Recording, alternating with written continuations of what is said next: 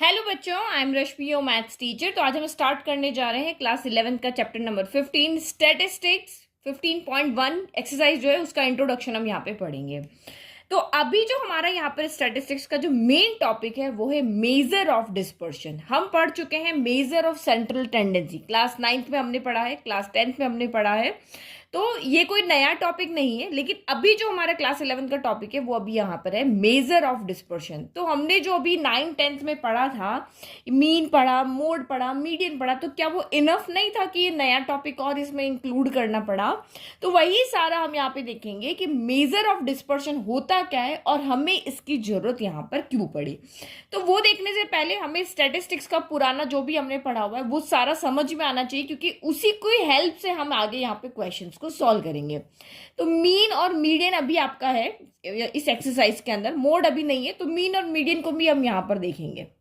तो जैसा कि हमने क्लास 9th और 10th में पढ़ा था कि स्टैटिस्टिक्स जो हमारी यहाँ पे चैप्टर होता है वो पूरा का पूरा डेटा पर काम करता है, सारा का सारा डेटा के साथ इसकी डीलिंग होती है। पिछली क्लास में हमने डेटा को ग्राफिकल, जो आपने 9th क्लास में पढ़ा ना, बार ग्राफ, हिस्टोग्राम, ये हमने ग्राफिकल पढ़ा।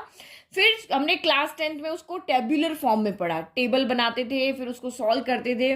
तो ये दो तरीके हमने वहां पर देखे थे। तो ये जो रिप्रेजेंटेशन होता है ना डेटा का, वो उसके सेलियंट फीचर्स या उसके कैरेक्टरिस्टिक को बताता है कि भाई ये डेटा यहाँ पर क्या कर रहा है। आपके जैसे एक शॉपकीपर है, वो अपना डेटा रखता है कि भाई मुझे इस हफ्ते में इतना प्रॉफिट हुआ, इसमें इतना लॉस हुआ, ये हुआ, मतलब ये सामान मैं लेके आ रहा हूँ तो मेरे पास ये चीज मैं बेच रहा हूँ तो इस पर इतना प्रॉफिट है, ये चीज बेच रहा हूँ तो इस पर मुझे लॉस हो रहा है। तो वो उससे यहाँ पे क्या सकता है कि वो डेटा उसको वहां पे बता देता है कि भाई तुम्हें चीज खरीदनी चाहिए कि नहीं खरीदनी चाहिए। तो ये हो गया।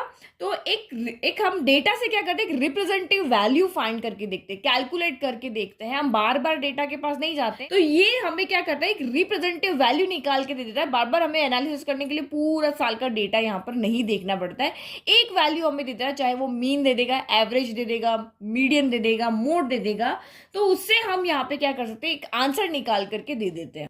तो ये जो हमारी एक वैल्यू होती थी ना, जिसमें हम डेटा का मीन निकाल देते, मीडियन निकाल देते, मोड निकाल देते, इसको हम कहते थे मेजर ऑफ सेंट्रल टेंडेंसी।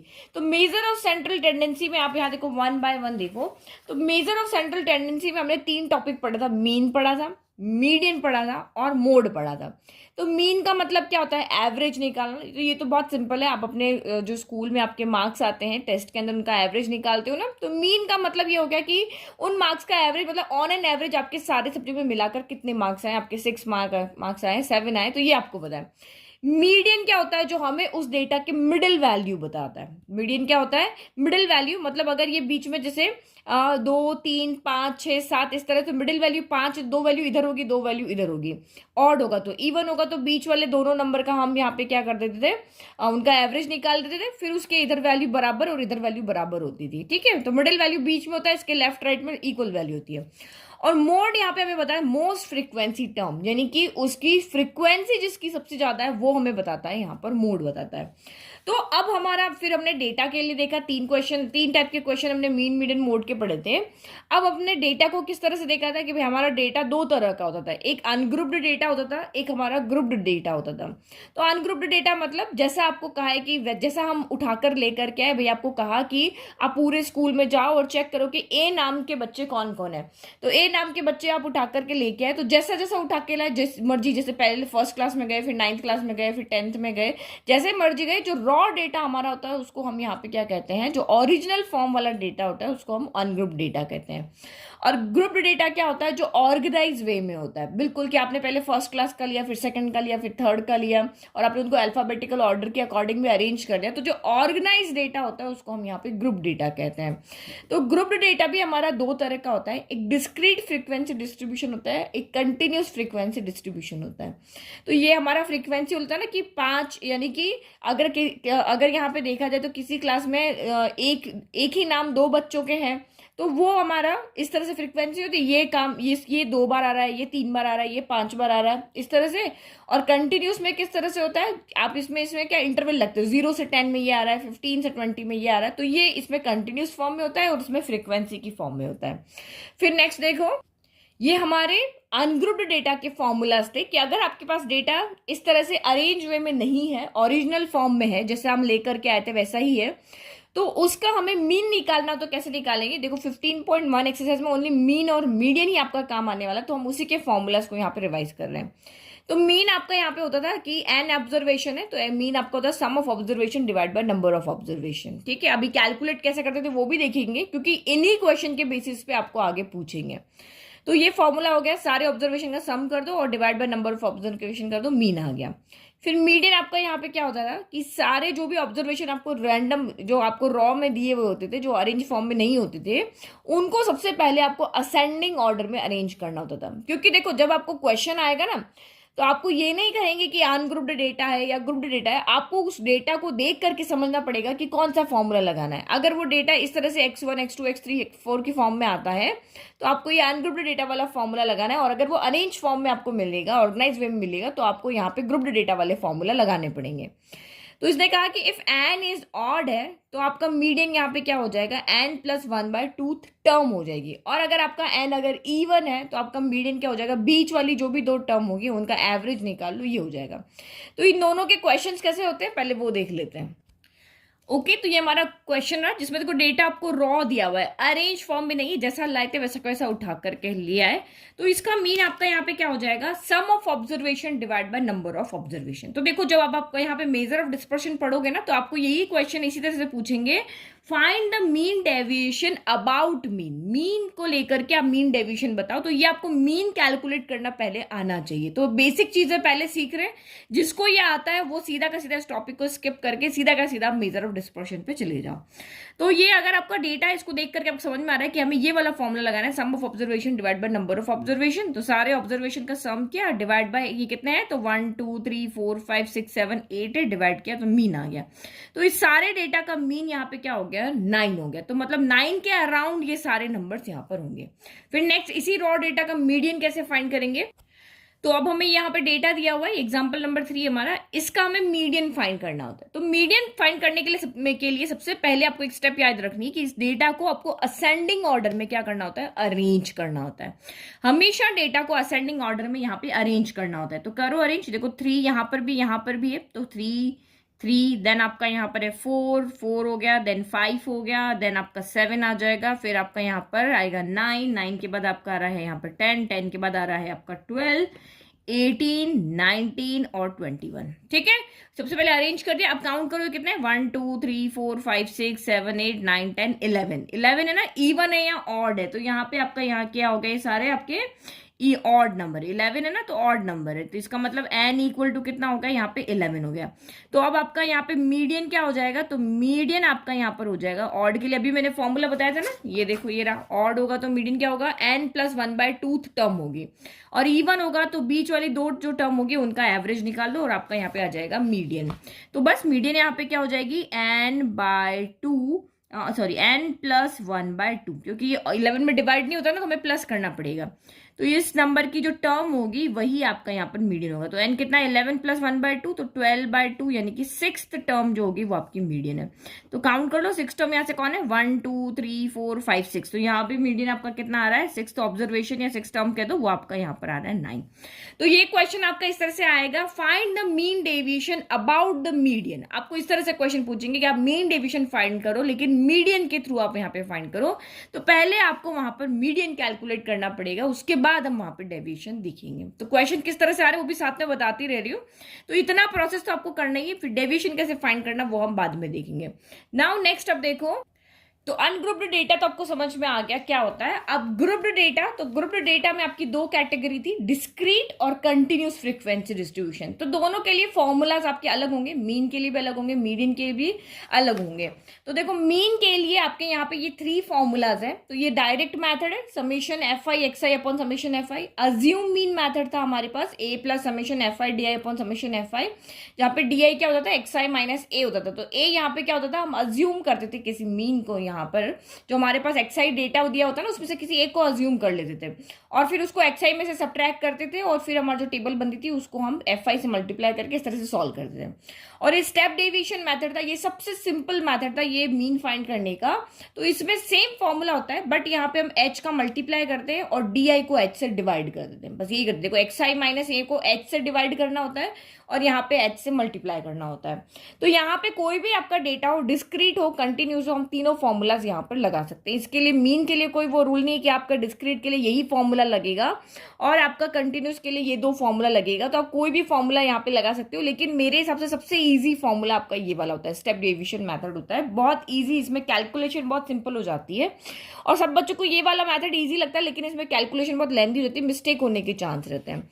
तो देखो मैं दोनों तरह के क्वेश्चन दिखा देती हूँ। अगर डिस्क्रीट फ्रीक्वेंसी डिस्ट्रीब्यूशन आपका यहाँ पे क्या होता है, जिसमें डेटा आपको इस तरह से दिया होता है, मतलब 2 की फ्रीक्वेंसी 2 है, मतलब कोई भी हमने रॉ डेटा उठाया है उसमें हमने वो बार करके नहीं बनाते थे, ऐसे ये ऐसे करके बनाते थे ना कि ये डेटा इतनी बार आया। जैसे आपका जो यहाँ पे 5 है वो 8 बार आया, कोई डेटा हम उठा के लेकर के आए हैं तो उसमें 2 जो है वो 2 टाइम आया, 5 8 टाइम आया, 6 10 टाइम आया, 8 आपका 7 टाइम आया।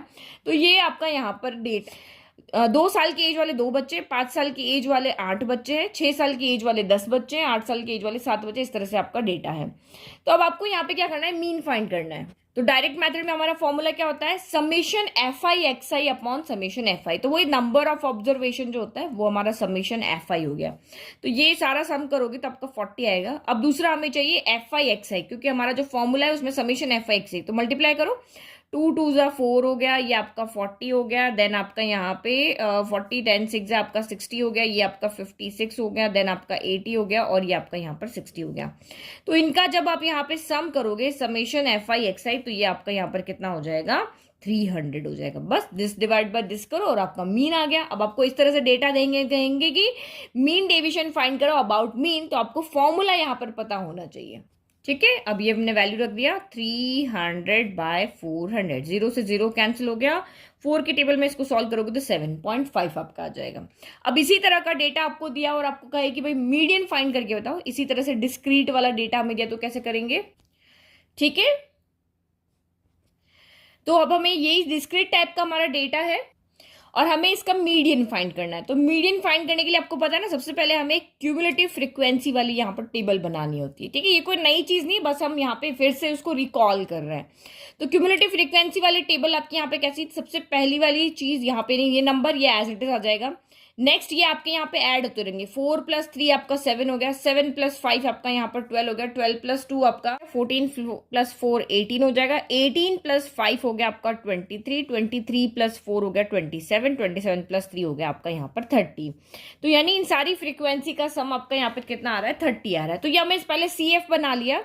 अब इसके बाद यहाँ पे देखो ये समेशन एफ जो होगा ना, वो इन सब का सम और इसका सम, ये दोनों सेम आने चाहिए। ठीक है, तो फिर आप यहाँ पे क्या कैलकुलेट करते हो, तो n = वही फॉर्मूला तो हमारा वही रहेगा जो हमने यहाँ पे किया। अगर ई ऑड है तो यही फॉर्मूला लगाएंगे, इवन है तो यही फॉर्मूला लगाएंगे इसके अंदर भी। ठीक है, तो ये ग्रुप्ड डेटा है, लेकिन इसमें डिस्क्रीट में आपका यही फॉर्मूला लगेगा। तो n आपका यहाँ पर कितना हो गया, 30 हो गया। तो अब आपको वही कैलकुलेट करना पड़ेगा। ये क्या है, आपका इवन है, इवन है तो आप यहाँ पे n/2 कैलकुलेट करो, तो ये आपका 30/2 यानी कि 15 हो गया।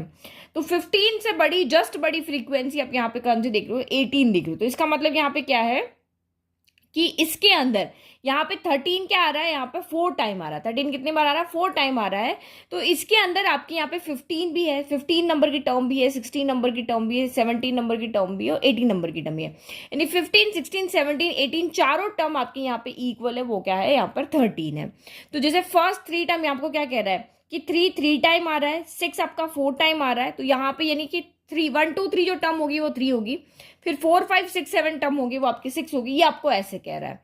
तो 15 से जस्ट बड़ी फ्रीक्वेंसी कौन सी, ये वाली है। तो आप यहाँ पे देख रहे हो कि अब हमारा इवन है ना, तो आपका मीडियन यहाँ पे क्या हो जाएगा, मीडियन यहाँ पर हो जाएगा 15 बाय यहाँ पे करेंगे तो ये वाला फॉर्मूला हम यहाँ पे लगा देंगे। तो आप यहाँ पे देखो n/2 कितना आ रहा था आपका 15 आ रहा है ना, तो इसका मतलब ये हो जाएगा 15th टर्म, और फिर ये n/2 + 1 यानी 15 + 1 यानी 16th टर्म बाय 2। तो 15th टर्म भी आपकी 13 होगी, 16th टर्म भी आपकी यहाँ पर क्या होगी 13 होगी। तो 13 + 13/2, तो ये आपका यहाँ पर क्या हो जाएगा, यहाँ पे 13 ही आंसर आ जाएगा, 26/2 हो जाएगा ना। तो ये इसका यहाँ पर मीडियन आ गया भाई, जो आपका डेटा है उसका मीडियन यहाँ पे कितना हो गया आपका 13 हो गया।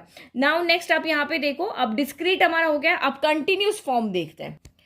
तो ये रहा हमारा दूसरा वाला continuous frequency distribution. Example number 6 हम इसमें देख रहे हैं। ये आपके मार्क्स दिए हुए हैं और आपको ये आपके नंबर ऑफ स्टूडेंट्स है, और यहाँ पे आपको फाइंड क्या करना है, फाइंड द मीन। तो डेटा देख करके आपको आइडिया लगाना है कि कौन सा फॉर्मूला हमें लगाना है। ये कंटिन्यूस फॉर्म में ना, इंटरवल फॉर्म में आपको डेटा दिया हुआ है कि 10 से 20 के अंदर 2 बच्चे आते हैं, 20 से 30 के अंदर 3 बच्चे आते हैं। अब ये चाहे हाइट के हो या कुछ भी हो, तो अब हमें इसका मीन फाइंड करना है। तो मीन फाइंड करने के लिए सबसे पहले हम एक्सआई फाइंड करते हैं। एक्सआई यानी कि मिड वैल्यू, इसको क्या कहते हैं, मिड वैल्यू कहो या मिड पॉइंट कहो।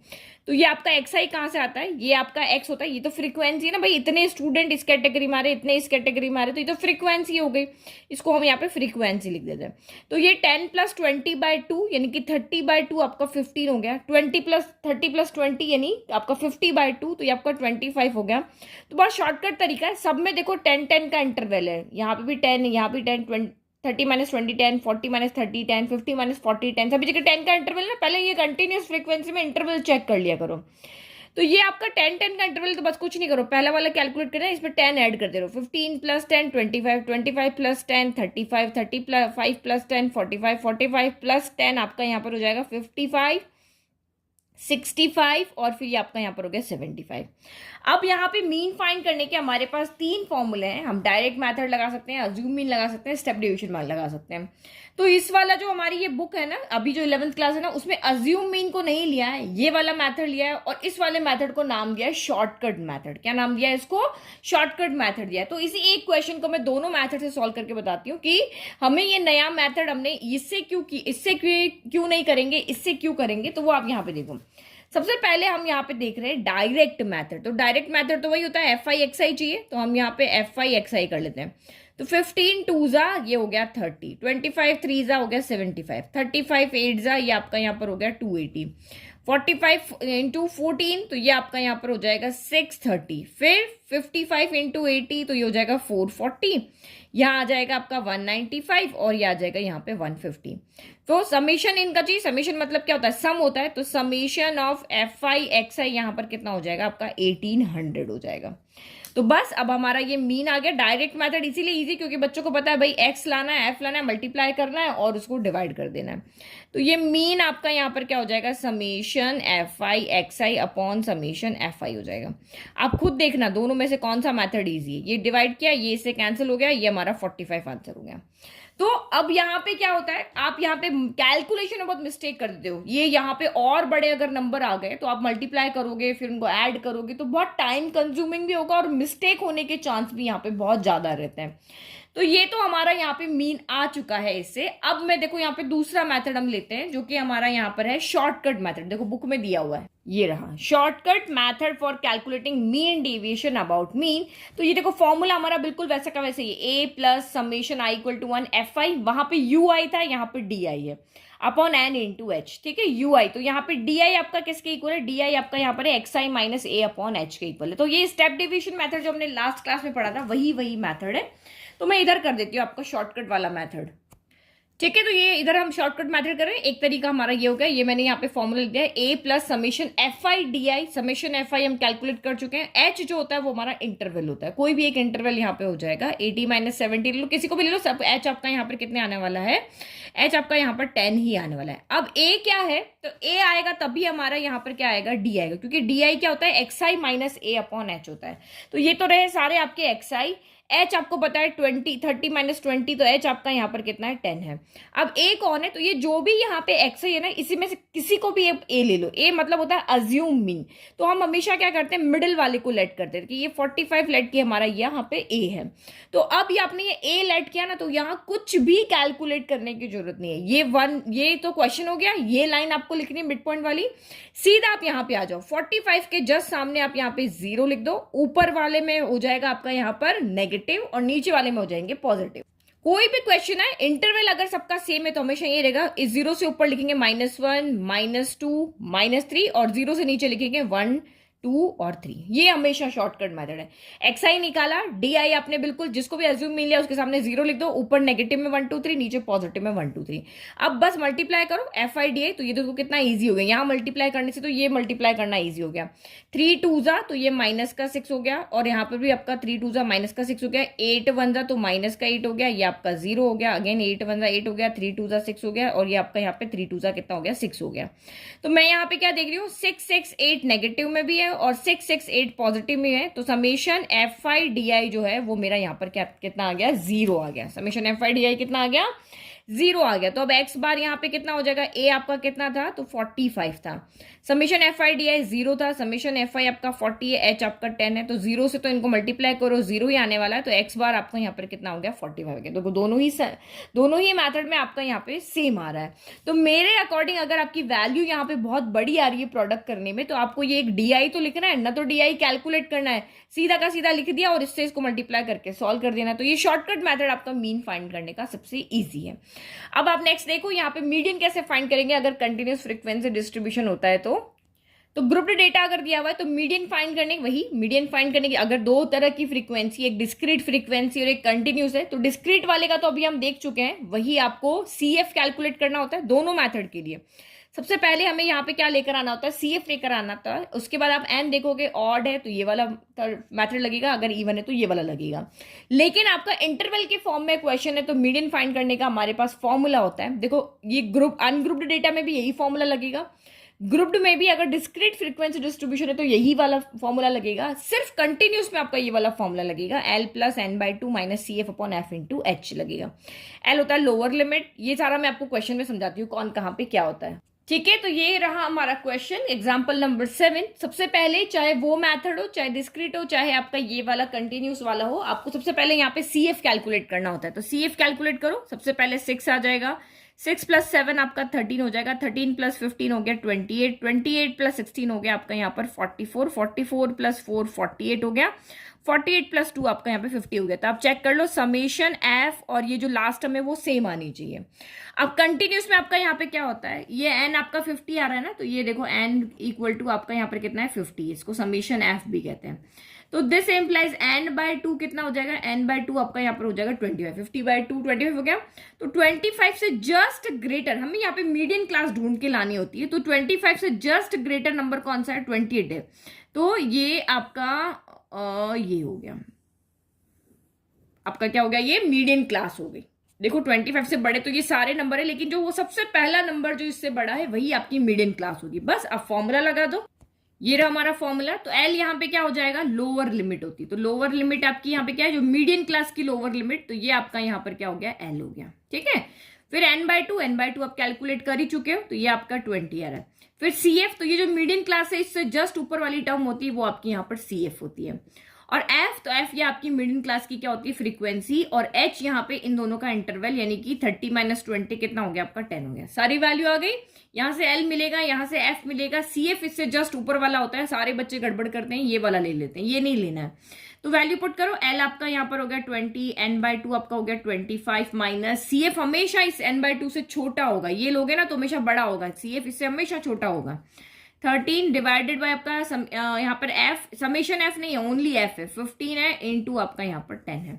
तो सॉल्व कर लो, 20 + 25 में से 13 गया तो ये 12/15 इंटू कितना हो गया, 10 हो गया। 5 2 = 10, 5 3 = 15, 3 की टेबल में आया आपका यहाँ पे 6 3 4 = 12 होता है। तो 4 2 = 8 हो गया। तो 20 + 4 2 = 8 हो गया, यानी कि 28 हो गया। ये आपका यहाँ पे क्या हो गया, मीडियन। तो ये तो रहा हमारा 10th क्लास तक का बेसिक, जो हमें यहाँ पर आना चाहिए क्वेश्चंस को सॉल्व करने के लिए। ये आपको नहीं आता है तो आप यहाँ पे इसको सॉल्व नहीं कर पाओगे। किसको, आगे जो आपके क्वेश्चंस होंगे ना 15.1 एक्सरसाइज के, वो नहीं कर पाओगे। इतने तो आपको वहां पे सॉल्व करने हैं। अब इसके बाद और सॉल्व करना है, तो वो क्यों करना है वो देखते हैं। तो ये हमारा यहाँ पर खत्म हो गया मेजर ऑफ सेंट्रल टेंडेंसी। अब हम आते हैं मेजर ऑफ डिस्पर्शन पे। तो मेजर ऑफ डिस्पर्शन पे हमें क्यों आना पड़ा, इसकी क्यों जरूरत है?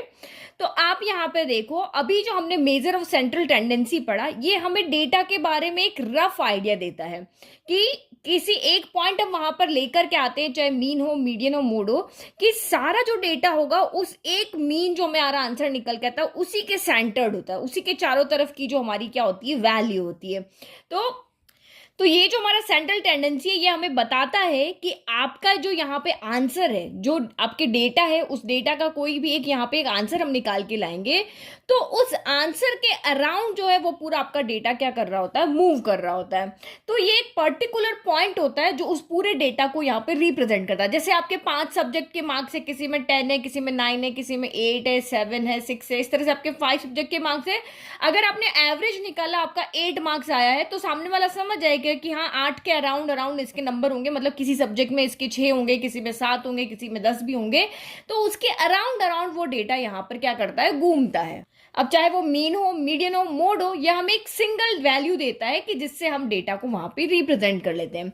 बट एक बात मुझे बताओ, तो यहाँ पे जो हमारा डेटा है वो इतने अच्छे से जो हमारे ऑब्जर्वेशन से उसको एक्सप्लेन नहीं कर पाता, उसको डिस्क्राइब नहीं कर पाता है। तो क्यों नहीं कर पाता है? क्योंकि अगर मुझे उसमें से कोई सोल्यूशन निकाल के दिखाना है तो वो मैं यहाँ पे नहीं निकाल के दिखा पाती हूँ। तो कैसे? तो ये एग्जाम्पल से समझते हैं, आपको बहुत अच्छे से समझ में आएगा। तो यहां पे देखो, कंसिडर द रन्स, ये बुक का ही एग्जांपल है कि 2 बैट्समैन है, बैट्समैन ए है, एक बैट्समैन बी है, 2 है, मैच खेलते हैं। तो ये उसके टोटल 10 मैचेस उन्होंने खेले हैं। तो उन 10 मैचेस का यहाँ पर डेटा है कि पहले मैच में इसने 30 बनाए, 91 बनाए, तो ये 0 पर भी आउट हो गया कभी, और कभी इसने मैक्सिमम नंबर 117 तक भी बनाए हैं। लेकिन जो हमारा बैट्समैन बी है वो देखो, उसका 53 है, 46 है, इस तरह का यहाँ पर, मतलब ये 60 के अराउंड ये रन बना लेता है, लेकिन कभी भी ये आउट नहीं हुआ और कभी भी इसने 60 से ज्यादा रन यहाँ पर नहीं बनाए। लेकिन जब हम बैट्समैन ए और बैट्समैन बी का जब मीन निकालते हैं और मीडियन निकालते हैं, तो वो दोनों बिल्कुल सेम आते हैं। ये देखो, दोनों का मीन मीडियन मैंने कैलकुलेट कर लिया। अब ये तो आप कैलकुलेट कर लोगे, भी मैंने समझा दिया। तो दोनों बैट्समैन ए का मीन भी 53 है और बैट्समैन बी का मीन भी यहाँ पर 53 है, और बैट्समैन बी का मीडियन, दोनों का ए और बी का मीडियन भी यहाँ पर सेम है। तो जब हमने इन दोनों के ये डेटा जो हमने यहाँ पे लिया, ऑब्जर्व किया, तो दोनों का मीन भी सेम आ रहा है, दोनों का मीडियन भी सेम आ रहा है। अब अगर यहाँ पे क्या है, एक टीम बना रहे हैं और उस टीम को जब वहां पे क्रिकेट मैच खेल रही है और मान लो कि उसमें से किसी एक की इंजरी हो गई, तो अब आपको इन दोनों में से किसी एक बैट्समैन को यहाँ पे क्या करना है, चूज करना है। तो आप यहाँ पे क्या बोलोगे? अगर मैं सिर्फ इस डेटा को देखती हूँ, मीन और मीडियन को देखती हूँ, मैं बोलेंगे यार एवरेज ये भी 53 रन बनाता है, ये भी एवरेज 53 रन बनाता है, और दोनों की मिडिल वैल्यू भी यहाँ पे सेम है। तो इसका मतलब दोनों प्लेयर जो है उनकी परफॉर्मेंस यहाँ पर सेम है, दोनों में से आप किसी को भी ले सकते हो। बट अगर आप एक्चुअल में देखते हो तो क्या रियल में ऐसा है? अगर मैं बैट्समैन ए को देखती हूँ और बी को देखती हूँ, तो कभी कभी तो ऐसा होता है, ये मतलब इसका कोई फिक्स नहीं है, कभी 0 भी बना लेगा, मतलब 0 पे आउट हो जाएगा, कभी मैक्सिमम नंबर तक भी पहुंच जाएगा, कभी 5 रन ही बना देगा, कभी 80 बना देगा। तो इसकी स्कोर स्टेबल नहीं है, कभी भी कुछ भी ये कर सकता है। हम इसके जो यहाँ पे इसके रन है उसको देख करके ये आइडिया नहीं लगा सकते कि ये इस मैच में कितने रन बनाएगा, क्योंकि यहाँ पे देखो कितना वेरिएबल है, यहाँ पे वेरी कितनी कर रही है वैल्यू। यहाँ पे अगर हम एवरेज को देखते हैं तो 53 से कभी ये बहुत नीचे चला जाता है, कभी 53 से बहुत ज्यादा रन बना लेता है। तो मीन से इसका जो डेटा है ना, कहाँ पे बहुत दूर है, कहीं पे बहुत पास है। लेकिन जब मैं बैट्समैन बी को देखती हूँ तो इसको देख करके आप इजीली यहाँ पे आइडिया लगा लोगे कि नहीं यार, ये 0 पे भी आउट नहीं होता है और इतने ज्यादा रन भी नहीं बनाता, लेकिन कम से कम ये 50 रन तो बना लेगा। मतलब जो हमने मीन और इसका मीडियन निकाला है उसके अराउंड ये मार्क्स तो रन तो यहाँ पर बना लेगा। तो क्या ये हम मीन और मीडियन से बता सकते हैं कि हाँ ये इन दोनों में से हम किसको चूज करेंगे? नहीं बता सकते ना, क्योंकि बैट्समैन ए की जो वेरिएबिलिटी है वो 0 से, मतलब जो हमारा मीन है उससे बहुत डिफरेंस बहुत कम है, और देखे तो यहाँ पे बहुत ज्यादा है। लेकिन जो हमारा बैट्समैन बी है इसकी वेरिएबिलिटी इतनी ज्यादा नहीं है, 53 से थोड़ा ही कम रन बनाता है और 53 से थोड़े ही ज्यादा रन वो यहाँ पर बनाता है। तो देखो मैं आपको एक ग्राफ दिखाती हूँ। तो ये रहा हमारा ग्राफ दोनों बैट्समैन का, ये बैट्समैन ए का है और ये आपका बैट्समैन यहाँ पर बी का है। तो आप यहाँ पे क्या देख रहे हो कि बैट्समैन ए के जो रन है वो बहुत स्कैटर्ड है, बहुत फैले हुए हैं, यहाँ पे पता ही नहीं चल रहा है यहाँ पर। तो इसकी वेरिएबिलिटी यहाँ पर क्या है, बहुत ज्यादा है। अगर जो एवरेज नंबर हमारा था रन का 53, उससे तो कोई बहुत दूर है, कोई बहुत पास है। और यहाँ पर देखो ये हमारे इसके जो रन है वो इतने स्कैटर्ड नहीं है, बिल्कुल एक फ्लो यहाँ पर दिख रहा है। तो यहां से हमें क्या दिख रहा है कि जो मेजर ऑफ सेंट्रल टेंडेंसी थी, जो हमारी मीन मोड मीडियन है, वो एक्चुअल में हमें यहाँ पे कोई करेक्ट इन्फॉर्मेशन या जो हमें चाहिए वो नहीं दे रहे हैं। मतलब कि जो इन्फॉर्मेशन हमें चाहिए कि भाई इस बैट्समैन को ले या इस बैट्समैन को ले, तो मीन मोड मीडियन से हमें यहाँ पे कंप्लीट इन्फॉर्मेशन नहीं मिल रही है। तो इसीलिए हम यहाँ पे जाते हैं किसके पास में, मेजर ऑफ डिस्पर्शन के पास में। तो इसीलिए हम यहाँ पे मेजर ऑफ डिस्पर्शन को डिस्कस करेंगे। तो वेरिएबिलिटी एक अलग फैक्टर है जिसको कि हम इस अभी जो है क्लास 11th में वेरिएबिलिटी कहाँ कितनी वेरिएबिलिटी आ रही है उसको हम यहाँ पे चेक करेंगे।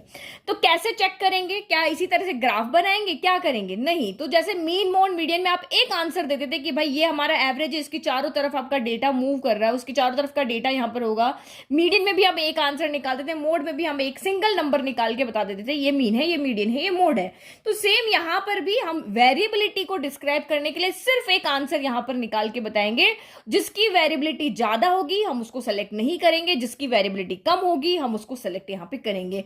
ठीक है, ये समझ में आ गया। तो वो जो सिंगल नंबर होगा वही उसी को हम यहाँ पे मेजर ऑफ डिस्पर्शन कहेंगे। अब यहाँ पे देखो मेजर ऑफ डिस्पर्शन होता क्या है। तो डिस्पर्शन क्या होता है, डेफिनेशन के अंदर आप देखेंगे, the measure of dispersion is the measure that calculate the amount that how much the values of data vary from the central value। मतलब सेंट्रल वैल्यू से जो उसका डेटा है वो कितना वेरी कर रहा है वो कैलकुलेट करना आपका मेजर ऑफ डिस्पर्शन कहलाता है। तो या फिर dispersion is a major which gives us an idea about the scatteredness of the value, यानी वैल्यू सेंटर वैल्यू यानी मीन मीडियन से कितनी स्कैटर्ड हो रही है, कितनी फैली हुई है, वो हमें यहाँ पे क्या बताएगा, मेजर ऑफ डिस्पर्शन। तो कौन कौन से फॉर्मूलाज है, कौन कौन से मेथड है जिससे हम मेजर ऑफ डिस्पर्शन कैलकुलेट करेंगे। जैसे हम यहाँ पे सेंट्रल वैल्यू के लिए या सेंट्रल टेंडेंसी के हमारे पास 3 मेथड थे, मीन निकालना, मीडियन निकालना, मोड निकालना। वैसे ही मेजर ऑफ डिस्पर्शन हम कितने तरीके से कैलकुलेट कर सकते हैं, तो वो अब देखते हैं। तो मेजर ऑफ डिस्पर्शन के टोटल 4 मेथड होते हैं। एक होता है रेंज, एक होता है आपका क्वार्टाइल डेविएशन, मीन डेविएशन और स्टैंडर्ड डेविएशन। तो अभी जो हमारे सब्जेक्ट में मतलब अभी हमारे जो कोर्स में है वो 3 ही तरह के डिस्पर्शन है, रेंज है, मीन डेविएशन है और स्टैंडर्ड डेविएशन है। क्वार्टाइल डेविएशन अभी हमें यहाँ पर नहीं पढ़ना, या हमारे सिलेबस में नहीं है। तो 1 बाय 1 यहाँ पे देखते हैं रेंज क्या होता है। रेंज आपने क्लास 10th में भी पढ़ा है। तो रेंज हमारा क्या होता है, the difference between the largest value और maximum value and the smallest value या मिनिमम वैल्यू, यानी कि जो भी आपको यहाँ पे डेटा दिया होगा है उसकी मैक्सिमम वैल्यू और मिनिमम वैल्यू का जो डिफरेंस होगा उसको हम यहाँ पे क्या कहेंगे, रेंज कहेंगे। जैसे अभी हमने यहाँ पे क्वेश्चन लिया था ना ये बैट्समैन वाला, तो उस बैट्समैन वाले में बैट्समैन ए की रेंज निकालते हैं और बैट्समैन बी की रेंज निकालते हैं। तो बैट्समैन ए की रेंज में मैक्सिमम वैल्यू कौन सी, ये डेटा में मैक्सिमम वैल्यू 117 है और मिनिमम वैल्यू यहाँ पर कितनी है, 0 है। तो इस बैट्समैन ए की रेंज कितनी हो जाएगी, 117 माइनस का 0, तो यानी कि यहाँ पर आंसर आ गया 117। अब बैट्समैन बी के लिए देखते हैं, तो यहाँ पे मैक्सिमम वैल्यू मुझे 60 दिख रही है और मिनिमम वैल्यू मुझे यहाँ पे 46 दिख रही है। तो ये आपका यहाँ पर हो गया 60 माइनस 46, यानी कि यहाँ पर क्या हो गया, 14 हो गया। तो इसकी रेंज इससे ज्यादा है, तो जिसकी रेंज ज्यादा होगी उसका जो डेटा होगा वहां पर वो ज्यादा स्कैटर्ड होगा। ठीक है, तो हमने यहाँ पे क्या लिखा, रेंज जो ए है उसकी रेंज बी से ज्यादा है, तो the scores are scattered in case of A while for B, यानी बी से उसके या जो यहाँ पे रन है वो ज्यादा यहाँ पे क्या है, स्कैटर्ड है। नाउ नेक्स्ट यहाँ पे देखते हैं मीन डेविएशन।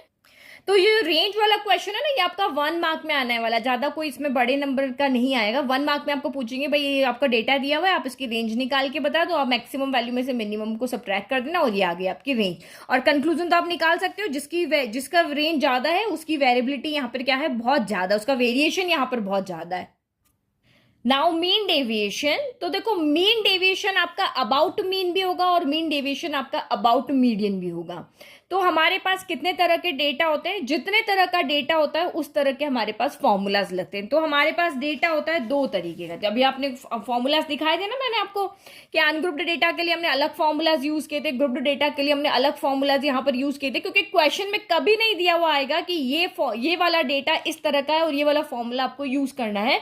आपको देख के पहचानना होगा डेटा किस तरह का है, उस तरह का फॉर्मूला यहाँ पर लगाना है।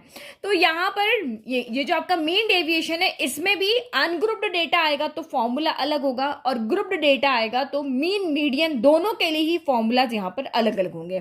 तो पहले हम अनग्रुप्ड डेटा अगर आता है तो मीन के लिए मीन डेविएशन कैसे निकालेंगे और मीडियन के लिए मीन डेविएशन कैसे निकालेंगे वो फॉर्मूला देखते हैं। और ग्रुप्ड डेटा आएगा तो उसके लिए मीन डेविएशन का फॉर्मूला क्या लगेगा, मीन डेविएशन अबाउट मीन वाला, और यहाँ पे ग्रुप्ड डेटा के लिए मीन डेविएशन अबाउट मीडियन वाला फॉर्मूला यहाँ पर कैसे लगेगा। तो ये डेटा के अकॉर्डिंग आप यहाँ पर डिफरेंस कर पाओगे कि कौन सा फॉर्मूला हमें यूज करना है। तो ये रहा हमारा मीन डेविएशन। आपको सिर्फ क्वेश्चन में ये ध्यान रखना है कि मीन डेविएशन अबाउट मीन कहाँ है, तो आपको मीन फाइंड करना है पहले। अब मीन फाइंड करने के जो आपको फॉर्मूला बताए थे अनग्रुप्ड डेटा के लिए ये वाला हमारा फॉर्मूला था, और ग्रुप्ड डेटा के लिए हमारे पास ये 3 फॉर्मूलाज थे, जिसमें से ये मेथड डायरेक्ट ले रहे थे और ये हम इसको शॉर्टकट मेथड के जैसा लिया था। ठीक है, एज्यूम मीन मेथड की तो यहाँ बात ही नहीं हुई थी। तो अबाउट मीन कहाँ है, तो आपके ऊपर है कि आप मीन कौन से फॉर्मूला से फाइंड कर रहे हो, लेकिन उसका अबाउट मीन से मीन डेविएशन फाइंड करने का हमारे पास ये फॉर्मूला होता है। तो mean deviation about mean equal to M D, mean deviation का जो शॉर्ट फॉर्म है एम डी। अबाउट मीन कहाँ है तो एक्स बार हो जाएगा, अबाउट मीडियन कहाँ है तो एम हो जाएगा। तो summation I equal to 1 to n modulus of X I minus X bar. यहाँ पे मॉड्यूलस किसका है, एक्स आई। एक्स आई तो आपको पता है जो आपकी यहाँ पे वैल्यू दी होती है, एक्स बार आपका यहाँ पर मीन है। तो जो भी आपको ऑब्जर्वेशन दिए हैं उसको आपको मीन में से सब्ट्रैक्ट करना है, उसका मॉड्यूलस करना है, फिर उसका सम करना है, उसको सम ऑफ ऑब्जर्वेशन से डिवाइड करोगे तो आपका मीन डेविएशन अबाउट मीन आ जाएगा। तो यहाँ पे सिर्फ कुछ नहीं करना है, जो भी आपका मीन आपने कैलकुलेट किया उसको सारे ऑब्जर्वेशन में से सब्ट्रैक्ट करो, सम करो और उसको सम ऑफ ऑब्जर्वेशन से डिवाइड कर दो। यहाँ पर भी सेम फॉर्मूला है, एक्स बार की जगह यहाँ पे आपका क्या आ जाएगा, मीडियन आ जाएगा। तो मीडियन आपको बताइए अनग्रुप्ड डेटा के लिए हम मीडियन कैसे फाइंड करते हैं, एन अगर ऑड है तो इस तरह से मीडियन आएगा, इवन है तो इस तरह से मीडियन आएगा, और फॉर्मूला आपका यहाँ पर सेम रहेगा। ठीक है, बस एक्स बार की जगह एम आ जाएगा। बहुत इजी फॉर्मूलाज है, आप आसानी से इसको याद कर लोगे। फिर ग्रुप्ड डेटा, अब ग्रुप्ड डेटा में चाहे वो डिस्क्रीट हो चाहे वो कंटिन्यूस हो, मैंने आपको दिखाया था ना ग्रुप्ड डेटा हमारा 2 तरह का होता है, क्वेश्चन भी समझाया था। अभी मैं एक एक सारा क्वेश्चन बताऊंगी तो आपको अच्छे समझ में आ जाएगा। एक एक एग्जाम्पल मैं आपको सॉल्व करके बताऊंगी, आप एक्सरसाइज मेरे कहे बिना ही सॉल्व कर लोगे। तो ये आपका ग्रुप्ड डेटा 2 तरह का होता है, डिस्क्रीट होता है और कंटिन्यूस होता है। ये फ्रीक्वेंसी बेस्ड होता है और ये इंटरवल बेस्ड होता है। तो उन दोनों ही तरह के क्वेश्चन में आपको मीन डेविएशन के लिए यही फॉर्मूला निकालना है। यही फॉर्मूला में इसको सिर्फ क्या करना है, फ्रीक्वेंसी से मल्टीप्लाई कर देना। डायरेक्ट मेथड में क्या करते हो, डायरेक्ट मेथड में यही तो करते हो, एफ आई एक्स आई होता है ना, तो बस यहाँ पे एफ आई से मल्टीप्लाई करना है। इस वाले मेथड में तो हम सीधा एक्स आई करते हैं, और इस वाले ग्रुप्ड मेथड में हम यहाँ पे एक्स आई से क्या करते, एफ आई से क्या करते हैं, मल्टीप्लाई कर देते हैं। तो बस यहाँ एफ आई से मल्टीप्लाई करना, बाकी सारा सेम है। और अबाउट मीन में भी एफ आई से मल्टीप्लाई कर देना एक्स आई माइनस एम को। तो दोनों फॉर्मूला में अनग्रुप्ड में एफ आई नहीं है और ग्रुप्ड में एफ आई है, बस यही डिफरेंस है। और कोई फॉर्मूला हमें यहाँ पर याद नहीं करना है। मीन और मीडियन के अकॉर्डिंग आपको यहाँ पे जो हमने 10th में पढ़ा था, मीन कैसे निकालना है, मीडियन कैसे निकालना है, वो इंपॉर्टेंट है। डेविएशन के लिए ओनली ये 4 फॉर्मूला है, 2 मीन के लिए है, 2 आपके यहाँ पर मीडियन के लिए। अब जो हमने पहले क्वेश्चन किए थे ना, अब उनके डेविएशन निकालते हैं। ठीक है, तो ये पहले हम अनग्रुप्ड डेटा के लिए देखते हैं। अनग्रुप्ड डेटा के आया तो आपको मीन डेविएशन कैसे फाइंड करना है, अबाउट मीन, और मीडियन कैसे फाइंड करना है आपका अबाउट यहाँ पर मीडियन। तो अब आपका क्वेश्चन यहाँ पे क्या हो जाएगा, फाइंड द मीन डेविएशन। आप मीन डेविएशन यहाँ पर फाइंड करो, लेकिन अबाउट द यहाँ पर क्या फाइंड करो, अबाउट द मीन फाइंड करो। अबाउट द मीन आपने यहाँ पर देख लिया, तो पहले आपको क्या कैलकुलेट करना है, मीन कैलकुलेट करना है। तो ये हमने मीन कैलकुलेट कर लिया, हमें फॉर्मूला पता है भाई यहाँ पे ये अनग्रुप्ड डेटा है तो sum of observation divide by number of observation लग जाएगा। अब यहाँ पे आपको मीन डेविएशन फाइंड करना है, तो आपको पता है अनग्रुप्ड डेटा के लिए हमारे पास ये वाला फॉर्मूला होता है मीन डेविएशन फाइंड करने का। तो जितने भी ऑब्जर्वेशन है उसको यहाँ पे मीन में से क्या करना है, सब्ट्रैक्ट करना है। जो भी मीन आपका है ना उसमें से सारे ऑब्जर्वेशन को आप सब्ट्रैक्ट करो और उनका मोड यहाँ पे कैलकुलेट करके और सम करो। तो यहाँ पे हम सीधा का सीधा कैलकुलेट करते हैं, या तो आप एक टेबल बना लो या सिंपल सा यहाँ पे सॉल्व कर लो। तो हम यहाँ पे सॉल्व कर रहे हैं x I minus X bar solve कर रहे हैं। तो यहाँ पे क्या हो जाएगा, जाएगा 6 माइनस 9, तो ये आपका, मैं यहाँ पे लिख लेती हूँ पहले, 6 माइनस 9 करेंगे, फिर 7 माइनस 9 करेंगे, फिर 10 माइनस 9 करेंगे, देन 12 माइनस 9 करेंगे, 13 माइनस 9 करेंगे, 4 माइनस 9 करेंगे, 8 माइनस 9 और देन 12 माइनस 9 हो गया। तो ये यहाँ पे कितना हो जाएगा, ये आपका माइनस का 3 हो जाएगा, ये आपका माइनस का यहाँ पे 2 हो जाएगा, देन फिर ये आपका यहाँ पर 1 हो गया, फिर आपका ये यहाँ पर 3 हो गया, देन 9 और ये आपका यहाँ पर 4 हो गया, देन आपका ये माइनस का 5 हो गया, माइनस का 1 हो गया और ये 3 हो गया। तो हमें xi माइनस एक्स बार नहीं चाहिए, क्योंकि ये वैल्यू यहाँ पे क्या हो जाती है, 0 होती है। हमें इसकी एब्सोल्यूट वैल्यू निकालनी होती है, तो इसलिए हम यहाँ पे क्या करते हैं, मॉड्यूलस लगा देते हैं। तो मॉड्यूलस लगाया तो सबका मॉड्यूलस यहाँ पे लग जाएगा, तो ये आपका यहाँ पर क्या हो जाएगा, 3 हो जाएगा, ये 2 हो जाएगा, ये 1, ये 3, ये 4, ये 5, ये 1 और ये 3। अब हम इनका क्या कर देते हैं, सम कर दे, summation of i equal to 1 to n, यानी 1 से लेकर के जितनी भी यहाँ पे ऑब्जर्वेशन है, आप यहाँ पे सबका क्या कर दो, सम कर दो। तो 3 + 2 5, 5 + 1 6, 6 + 3 9, 9 + 4 13, 13 + 5 आपका 18, फिर आपका ये हो गया 19, 19 + 3 आपका हो गया 22। तो ये आपका यहाँ पर आ गया 22। बस फॉर्मूला लगा दो, ये लगा दिया हमने फॉर्मूला। बस अब इनका सम कितना आ रहा था, 22, और सम ऑफ ऑब्जर्वेशन कितना था, 8 हो गया। तो यानी कि यहाँ पर 2.75 यहाँ पे मीन डेविएशन है, अबाउट मीन है। तो ये समझ में आ गया, बस हमने कैलकुलेट कर लिया। अब आपको कहे कि नहीं mean deviation about median calculate करो, तो आपको गिवन डेटा का पहले यहाँ पे क्या करना पड़ेगा, मीडियन कैलकुलेट करना पड़ेगा। ओके, तो मैंने क्वेश्चन को यहां पर चेंज कर दिया कि मीन डेविएशन अबाउट मीडियन, तो मीडियन सुनते ही पहले मीडियन कैलकुलेट कर लिया। ये हमारा मीन डेविएशन अबाउट मीडियन का यहां पर क्या हो गया, फॉर्मूला हो गया। अब इसमें हमें क्या चाहिए, आपको मॉड्यूलस ऑफ यानी एब्सोल्यूट वैल्यू यहां पर निकालनी है। तो एब्सोल्यूट वैल्यू निकालने के लिए आप यहां पे क्या करोगे, xi माइनस एम करोगे। तो जैसा ऊपर किया बस वैसा का वैसा ही यहां पर भी कैलकुलेट कर लेंगे। तो 9 - 3 आपका यहां पर कितना हो जाएगा, 9 - 3 का मॉड्यूलस हम साथ साथ में कर देते हैं। यहां पे सीधी वैल्यू लिख रही हूँ, xi माइनस एम का सीधा मॉड्यूलस लिख रहे। तो 9 - 3 तो ये आपका 6 हो गया, फिर 9 - 3 अगेन आपका 6, 9 - 4 तो ये आपका यहाँ पर 5 हो गया, फिर 9 - 5 4 हो गया, 9 - 7 आपका यहाँ पे 2 हो गया, 9 - 9 0 हो गया, 9 - 10 तो -1 हो गया, -1 का मॉड्यूलस आपका यहाँ पर कितना हो गया, 1 हो गया। सारी वैल्यू पॉजिटिव लिखनी है। 9 - का 12 आपका यहाँ पर कितना हो गया, 3 हो गया मॉड्यूलस की वजह से। फिर आपका 18 हो गया, तो ये यहाँ पे प्लस का 9 आ जाएगा, फिर 19 तो 10 आ जाएगा, और 21 तो ये यहाँ पर 12 आ जाएगा, क्योंकि मॉड्यूलस था ना, तो मॉड्यूलस था तो हमने सबको यहाँ पर क्या कर दिया, पॉजिटिव कर दिया। बस अब इन सबको आप यहाँ पे ऐड कर दो। अब हम समेशन कर देते हैं, summation i equal to 1 to n, जितनी भी ये वैल्यू है xi माइनस एम यहाँ पर हो गया। तो इनको सबको यहाँ पे सम कर लेते हैं। तो 12 हो गया, मैं इसको सम कर देती हूँ। ये आपका सम यहाँ पे आ रहा है 58 हो रहा है, ठीक है। तो अब बस अब इस फॉर्मूले में वैल्यू रख दो। ये न्यूमरेटर की वैल्यू हमारी कितनी है, 58 है, और number of number of observation यहाँ पर कितने हैं, तो नंबर ऑफ ऑब्जर्वेशन हमारे यहाँ पर 11 थे ना, ये रहा n इक्वल टू 11 था। तो 58/11 यानी 5 पॉइंट कितना आ गया, 27 आ गया। यानी कि इसका मीन डेविएशन अबाउट मीडियन जो इस डेटा को कितना है, 5.27 है। तो जिसका यहाँ पे कंपेयर करेंगे, अगर दो बैट्समैन को कंपेयर करें, जिसका वेरिएशन यहाँ पर ज्यादा होगा उसको नहीं लेंगे, जिसका वेरिएशन कम होगा उसको यहाँ पे ले लेंगे। ये तो हो गया हमारे अनग्रुप्ड डेटा के लिए कैलकुलेशन। अब ग्रुप्ड डेटा के लिए मीन और मीडियन कैसे निकालेंगे वो देखो। तो नेक्स्ट हमने ये वाला क्वेश्चन किया था डिस्क्रीट फ्रीक्वेंसी डिस्ट्रीब्यूशन के लिए। तो फाइंड हमने मीन यहाँ पे पहले फाइंड कर लिया था। अब हम करें find mean deviation about the mean कहा है, तो पहले मीन फाइंड करना है। और यहाँ पे आपको फ्रीक्वेंसी दी हुई है, ग्रुप्ड डेटा है, तो आपको यहाँ पे फॉर्मूला याद है। फॉर्मूला हमें अब कौन से लगाने हैं, ग्रुप्ड डेटा वाले फॉर्मूला लगाने। तो मीन के लिए ये वाला फॉर्मूला है, मीडियन के लिए ये वाला। तो अभी ये वाला फॉर्मूला लगाना है, तो हमें इसके लिए fi modulus of xi minus X bar calculate करके लेकर के आना। तो मैं एक बार फॉर्मूला लिख देती हूँ ताकि हम उसके अकॉर्डिंग देख लेंगे, ठीक है। तो फॉर्मूला मैंने लिख दिया। अब सबसे पहले आप यहाँ पे fi हमारे पास क्वेश्चन में यहाँ पर दिया हुआ है। हमें क्या चाहिए, modulus of xi minus X bar. तो बस ये हम लेकर के आ जाते हैं। तो पहले हम लेकर के आते हैं xi माइनस एक्स बार लेके आते हैं। तो x बार हमारा कितना आया था, 7.5 यहाँ पर आया था।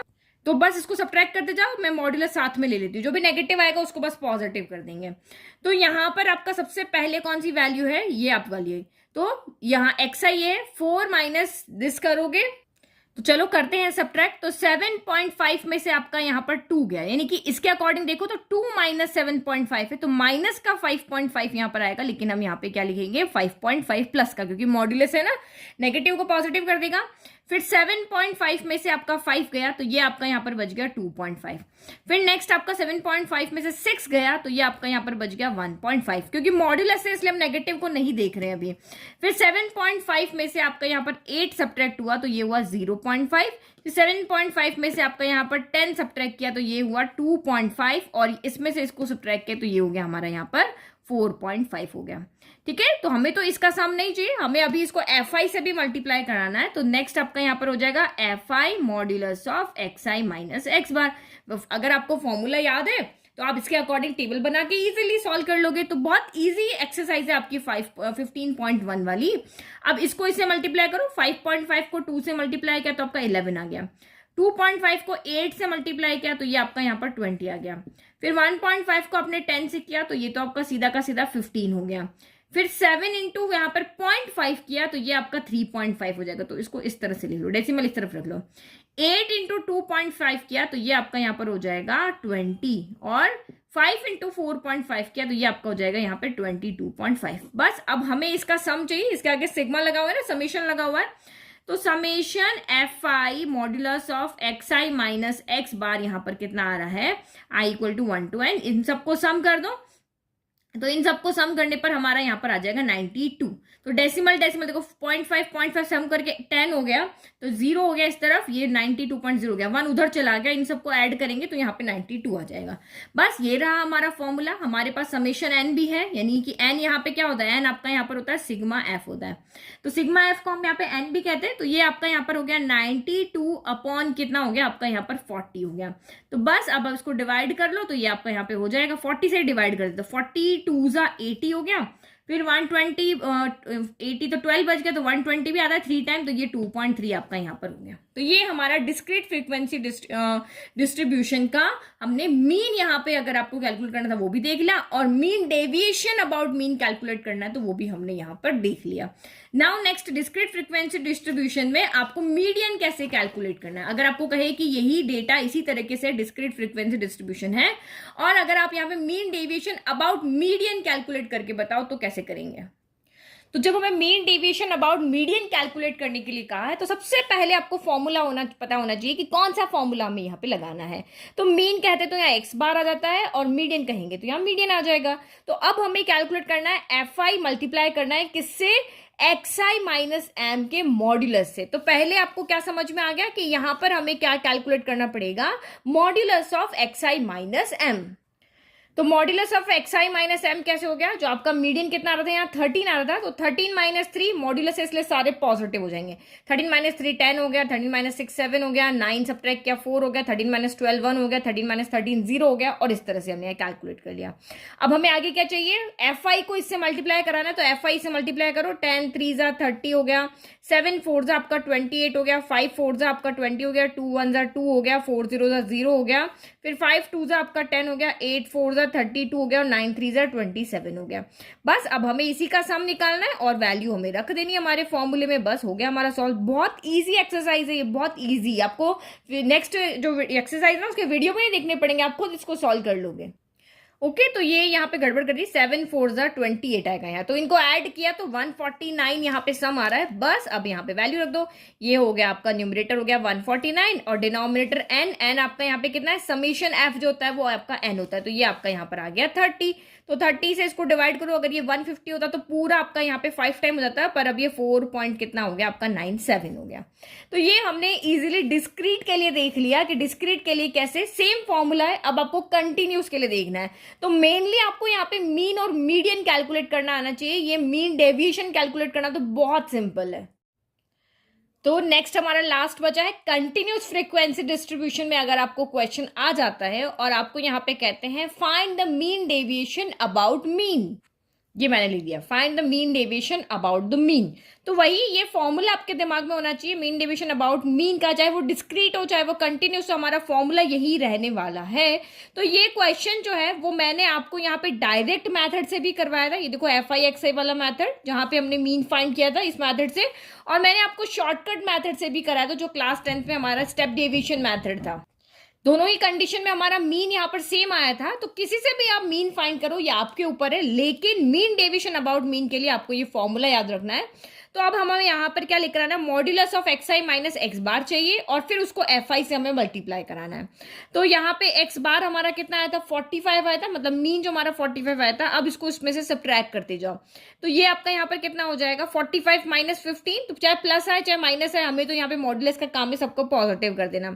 तो ये हो गया आपका 30, फिर 45 माइनस 25, तो ये हो गया आपका 20, यहाँ पे हो जाएगा आपका 10, ये हो जाएगा आपका 0, यहाँ भी हो जाएगा आपका 10, ये 65 तो ये हो जाएगा 20 और ये 75 तो ये आपका यहाँ पर हो जाएगा 30। बस अब एफ आई से मल्टीप्लाई कर दो, एफ आई आपका ये रहा, तो 32 जा आपका 60 हो गया, फिर 320 जा ये भी आपका 60 हो गया, 8 10 जा आपका यहाँ पर 80 हो गया, 14 इंटू 0 आपका 0 हो गया, 8 इंटू 10 आपका यहाँ पर 80 हो गया, ये आपका यहाँ पर हो गया 80, फिर 20 इंटू 3 तो ये आपका 60 हो गया, 30 इंटू 2 तो ये भी आपका यहाँ पर 60 हो गया। तो बस इनका सम चाहिए, सॉरी ये नीचे रह गया, तो ये हमने देख लिया। अब इनका सम चाहिए, तो इनका आप यहाँ पर सम कर दो, F I modulus of X I minus X bar का। तो ये तो मुझे साफ यहाँ पे दिख रहा है कि सम 400 हो जाएगा, क्योंकि 6 प्लस 6 कितना हो गया, 60 प्लस 60 120, 120 प्लस 80 200 ही यहाँ हो गया, 200 ही यहाँ पे हो गया, तो ये हो गया मेरा 400। अब हम यहाँ पे फॉर्मूला लगा लेते हैं मीन डेविएशन का, दोनों के लिए सेम आएगा। लगा लिया फॉर्मूला, बस अब वैल्यू रख दो। तो न्यूमरेटर अभी हमने यहाँ पे कैलकुलेट किया, कितना आया आपका 400 आ गया, डिनोमिनेटर एन यानी समेशन ऑफ एफ आई, तो ये आपका हो गया 40, तो ये 0 से 0 कैंसिल, 4 से 40 आया 10 टाइम, तो यानी कि यहाँ पे आपका मीन डेविएशन अबाउट मीन कितना आ रहा है आपका 10 आ रहा है। चाहे इस मेथड से मीन कैलकुलेट करो, चाहे इस मेथड से मीन आप यहाँ पे कैलकुलेट करो। नाउ लास्ट हमारा कंटिन्यूस फ्रीक्वेंसी डिस्ट्रीब्यूशन के लिए आपका जो डेटा है उसके लिए मीडियन के अबाउट हमें यहाँ पे मीन डेविएशन कैलकुलेट करना है। तो find the mean deviation about median, तो पहले मीडियन कैलकुलेट कर लेंगे। ये जबकि यहाँ पे इंटरवल के फॉर्म में जब डेटा दिया होता है तो मीडियन हमने इस फॉर्मूला से सॉल्व किया था, तो मीडियन आपने यहाँ पे सॉल्व कर लिया। अब मीन डेविएशन अबाउट मीडियन, तो वही हम मीन डेविएशन के फॉर्मूला के पास जाए पहले। तो मीन डेविएशन अबाउट मीडियन का ये रहा हमारा फॉर्मूला। अब हमें X I minus M, modulus of X I minus M चाहिए और फिर उसको एफ आई से मल्टीप्लाई यहाँ पर करा देंगे। तो modulus of X I minus M हम कैलकुलेट करते हैं। मीडियन कितना आ रहा था आपका यहाँ पर 28 आ रहा था ना, तो बस अब आप 28 में से एक्स आई को सब्ट्रैक्ट कर दो। तो एक्स आई माइनस एम करने के लिए हमारे पास एक्स आई भी तो होना चाहिए। हमारे पास तो जो एक्स है वो क्या है, इंटरवल की फॉर्म में है, तो हमें यहाँ पे चाहिए इस तरह से एक एक नंबर चाहिए। तो आप यहाँ पे क्या करो, एक्स आई की मिड वैल्यू हम निकाल सकते हैं, तो यहाँ पर आपको मिड वैल्यू यहाँ पर कैलकुलेट करनी पड़ेगी। तो 0 प्लस 10/2 आपका 5 हो जाएगा। सभी जगह 10-10 का इंटरवल है, तो यहाँ पे 5 में बस आप यहाँ पे क्या कर दो, ऐड करते रहो नंबर। तो ये आपका यहाँ पर कितना हो जाएगा, 5 प्लस 10 आपका 15 हो जाएगा, फिर आपका यहाँ पे 25 हो जाएगा, फिर 35 हो जाएगा, फिर 45 हो जाएगा और आपका यहाँ पे 55 हो जाएगा। अब आप यहाँ पे इजीली क्या कर सकते हो, एक्स आई माइनस एम कर सकते हो। एम कितना था, 28 था ना, तो 28 में से आपका यहाँ पर 5 गया तो 23 हो गया, फिर 28 में से आपका 15 गया तो ये आपका 13 हो गया, फिर 28 में से 25 गया तो ये आपका 3 हो गया, 28 में से 35 गया तो माइनस का 7 है। लेकिन हम यहाँ पे क्या करेंगे, सारे पॉजिटिव हो जाएंगे, इसीलिए मैं यहाँ पे प्लस माइनस अभी देख ही नहीं रही, क्योंकि मॉड्यूलस हमारा एक्टिव है यहाँ पे। फिर 45 गया तो ये आपका 17 हो जाएगा और यहाँ पर आपका कितना हो जाएगा, 27 हो जाएगा। तो ये हमारे पास आ गया। अब हमें यहाँ पे नेक्स्ट क्या चाहिए, F I modulus of X I minus M चाहिए। तो एफ को इससे मल्टीप्लाई कर दो, तो 23 इंटू 6, 6 3 18 का 8, कैरी 1 आपका हो गया, 6 2 12 और ये हो गया 13। तो फिर 13 7 जा तो ये तो सीधा हो गया 91, 15 3 जा ये हो गया 45, 16 7 जा तो ये होता है 112, 17 4 जा तो ये होता है 68। देखो 20 या 25 तक टेबल सबको याद होने चाहिए, और 27 का 2 से मल्टीप्लाई किया तो सीधा पता है 54 होता है। बस अब इसको यहाँ पे सम कर दो, summation of F I X I minus M. तो इनका सब यहाँ पे जब हम सम करेंगे तो ये 9 14 16 और ये आपका यहाँ पर हो गया 28, तो ये हो गया 8, फिर आप इसको सॉल्व करेंगे यहाँ पर तो ये आपका 50 आ रहा है, ठीक है। तो ये 50 आपका यहाँ पर 8 हो गया। बस अब इसके बाद करना क्या है, न्यूमरेटर ये रहा, तो ये रहा आपका 508 रह गया, और एन यानी समेशन एफ, एन मतलब ये होता है समेशन एफ, वो आपका कितना है यहाँ पर 50 है। तो बस अब इसको डिवाइड करके सॉल्व कर लो। तो 50 के टेबल में 500 कितनी बार आता है, तो 10 टाइम आता है, तो ये हो गया डेसिमल लगा लो। फिर 8 आपका रिमाइंडर वहां पे बचा हुआ है, तो आप यहाँ पे 0 लेकर के आओगे तो ये आपका यहाँ पर कितना हो जाएगा, 1 टाइम जाएगा, फिर आपका यहाँ पे 3 तो यहाँ 6 आ जाएगा। ठीक है, तो ये आपका यहाँ पर आंसर हो गया। तो ये समझ लो कि 15.1 यहाँ पे पूरी ही सॉल्व हो गई, बस आपके यहाँ पे नंबर चेंज हो जाएंगे, आंसर चेंज हो जाएंगे, लेकिन पैटर्न आपका सॉल्व करने का तरीका आपका यही रहेगा। तो आई होप आपको ये इंट्रोडक्शन बहुत अच्छे से समझ में आया। अब आप सारे क्वेश्चन इस इंट्रोडक्शन को देख करके 15.1 एक्सरसाइज के ट्राई करो, नहीं होता है तो आप नेक्स्ट डे मेरा वीडियो यहाँ पर देख लेना। ठीक है, तो ये इंट्रोडक्शन में ही आपकी पूरी 15.1 एक्सरसाइज मैंने खत्म कर दी है। आप कुछ डिफरेंट क्वेश्चन आते हैं वहां पर, अगर आपकी ये जो इंटरवल है वो आपको इंक्लूसिव फॉर्म में हो सकते हैं, एक्सक्लूसिव फॉर्म में हो सकते हैं, तो वहां पे हमें देखना पड़ेगा। तो ये हम क्वेश्चन में ही देखेंगे, जिस तरह के क्वेश्चन आएंगे तो उस तरीके से हम इसको सॉल्व करेंगे। अगर आपको वीडियो पसंद आ रहे तो प्लीज आप इसको लाइक शेयर सब्सक्राइब करना ना भूलें। Thank you.